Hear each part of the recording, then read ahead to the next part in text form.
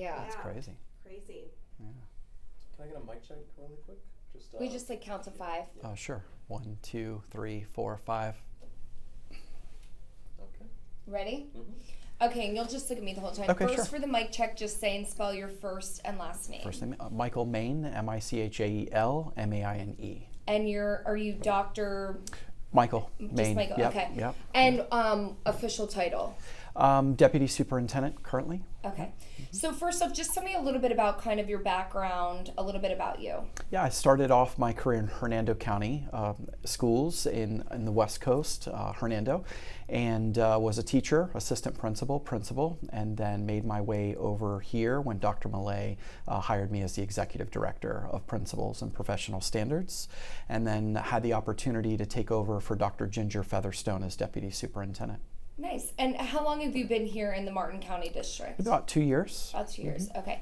And so tell me a little bit about this new role that you're taking on. I know Tuesday at the school board meeting it was discussed. What's kind of the future for you here within the district? Yeah, so right now we're entering into contract negotiations. The board voted to give the board chair that opportunity to start talking to me, and we hope to have a contract in place by the April board meeting, and then probably a July 1st official start date. Could be a little sooner depending on what the board decides, but that's where we're at currently. Awesome. And then as far as just kind of, wanting to take on this role, what's kind of your driving force behind taking on this new responsibility here as a leader? The kids. It's always been about the kids. When you're an educator and you start out as a teacher, the students are first and foremost on your mind, and making sure that they're taken care of and we're giving them the very best education that we can give them. And then our staff, the teachers.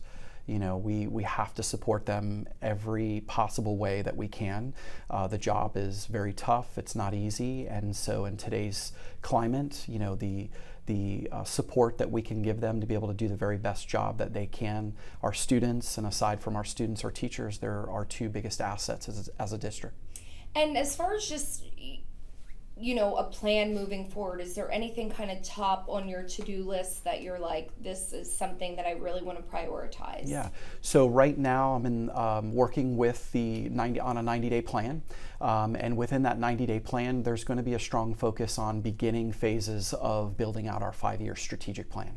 And so the details within the 90 days will lead me to the goals and priorities that we need to focus on within that to build out that 5-year strategic plan. And that will drive the next 4 to 5 years. And what are some of the goals, like tangible things that parents, if they're at home, they can think, that would be great for my child. Is there anything that kind of stands out? Student engagement. Really making sure that we're continuing to provide a strong, rigorous, research-based curriculum, that we're continuing to prioritize professional development with our teachers so that they have the very best and they're prepared to continue with the rapid changes in what students need today, to be engaged, not to just be passively compliant, but to really be involved in the curriculum and in their learning.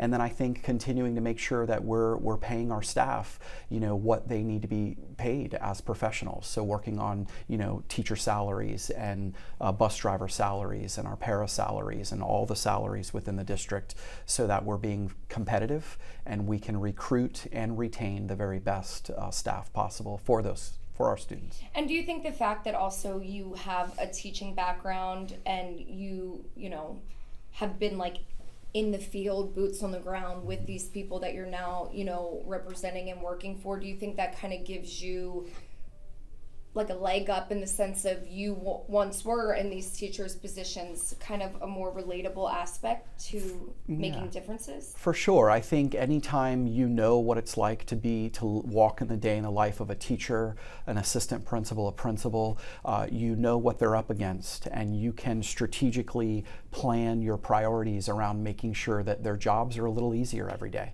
and that they have the resources that are needed for them to properly do their job and that you're providing them the level of support that they need and the autonomy that they need to be creative within their buildings and in their classrooms. And I think being an internal candidate gives, us the advantage that we can hit the ground running. I'm not having to learn staff and build relationships. Those relationships are already there. There are some key stakeholders that I will have to get to know and will have to build relationships with, but within the building itself, within the district, a lot of those have already been established, and it allows me to focus on key initiatives and priorities sooner and begin the work. Awesome. And then, you touched on it a little bit, but like in today's climate, I mean, we just got through the pandemic, which, Yes. Whoever thought that would be a situation, and with the book ban and the politics and everything just kind of overlapping, it really is kind of a high stress time for everyone in the education industry, if you will. Why take on something like this when it's not the easiest, Right. With so many hands kind of in the pot? Yeah. Our future depends on making sure that we are preparing our youth for tomorrow. And all of that other stuff is noise, it's distraction. And we just need to keep our focus and priority on the classroom and keep our focus and priority on our teachers and making sure that they have the very best to do the very best job they can, so that when our students graduate, they're prepared to go on and do whatever it is that they aspire to do: military, post-secondary education, college and career, technical, colleges or schools. And that's my main focus and priority. All of those things will continue to happen. They're happening all throughout the country. But the biggest thing that we can do is just focus and prioritize our efforts on the classroom and our students. So. Great. Anything that we didn't touch on that you think is really important for people to know about you, about your vision for the district, or parents at home, anything that you specifically want them to know? Yeah, I think, Dr. Millay and I share very similar leadership styles. If they're nervous or they're concerned about what the future of the district holds, they're going to have someone who's going to work extremely hard to make sure that their students have the very best education. And I want our teachers and our staff to know that they will have someone who's going to work tirelessly every single day to make sure that they have what they need to be successful. And I'll probably be the first person in the building and the last one to leave, because that's just my style of leadership, and to serve them. We're here as a district to serve schools and to serve our kids, and that's going to be my primary focus as superintendent. Awesome. Good. Yay! Thank you. Do you have Appreciate kids it. within the district?